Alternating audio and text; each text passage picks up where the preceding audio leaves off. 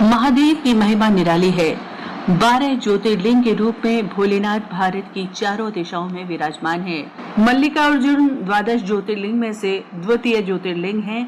शिव का ये धाम आंध्र प्रदेश के कृष्णा जिले में कृष्णा नदी के तट के पास श्री शैलम पर्वत पर स्थित है। इस पवित्र पर्वत को दक्षिण का कैलाश माना जाता है।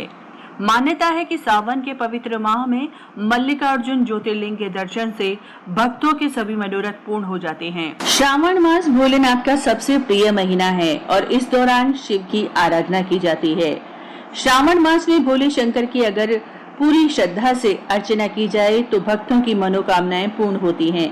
कहते हैं कि अगर आप भोलेनाथ के 12 ज्योतिर्लिंगों के दर्शन करते हैं तो आपको शुभ फल प्राप्त होता है।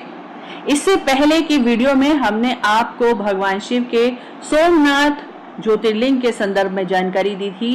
वहीं आज हम भगवान शिव के दूसरे ज्योतिर्लिंग यानी मल्लिकार्जुन ज्योतिर्लिंग के विषय में जानकारी देने जा रहे हैं। मल्लिकार्जुन ज्योतिर्लिंग आंध्र प्रदेश में स्थित है।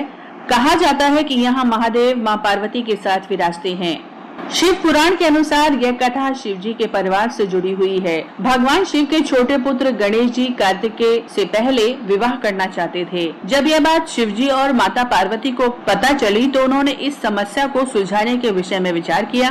उन्होंने दोनों के सामने एक शर्त रखी। उन्होंने कहा कि दोनों में से जो कोई भी पृथ्वी की पूरी परिक्रमा करके लौटेगा तो उसका विवाह पहले करा दिया जाएगा। जैसे ही कार्तिकेय ने यह बात सुनी तो पृथ्वी की परिक्रमा करने के लिए निकल गए, लेकिन गणेश जी वहीं रुके। वो बुद्धि के तो तेज थे ही। उन्होंने अपने माता पिता यानी माता पार्वती और भगवान शिव को ही पृथ्वी के सामान बताकर उनकी परिक्रमा कर ली। इस बात से प्रसन्न होकर गणेश जी की चतुर बुद्धि को देखकर माता पार्वती और शिव जी ने उनका विवाह करा दिया। जब कार्तिकेय पृथ्वी की परिक्रमा कर वापस आए तो उन्होंने देखा कि गणेश जी का विवाह विश्वरूप प्रजापति की पुत्रियों के साथ हो चुका था, जिनका नाम रिद्धि सिद्धि था।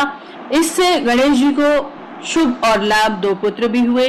कार्तिकेय को देवर्षि नारद ने सारी बात बताई। यह सब सुनकर कार्तिकेय जी नाराज हो गए और माता पिता के चरण छूकर वहां से चले गए। कार्तिकेय क्रौच पर्वत पर जाकर निवास करने लगे। उन्हें मनाने के लिए शिव पार्वती ने नारद जी को वहां भेजा, लेकिन कार्तिकेय नहीं माने। फिर पुत्र मोह में माता पार्वती भी उनके पास उन्हें लेने आई। उन्हें देखकर कार्तिकेय पलायन कर गए। इस बात से हताश माता पार्वती वहीं बैठ गयी। वहीं भगवान शिव भी ज्योतिर्लिंग के रूप में यहाँ प्रकट हुए। इसके बाद से ही इस जगह को मल्लिकार्जुन ज्योतिर्लिंग के नाम से जाना जाने लगा।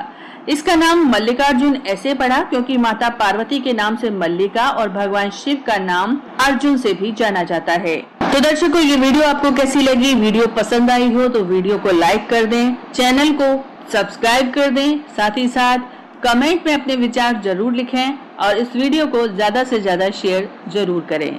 जय भोलेनाथ।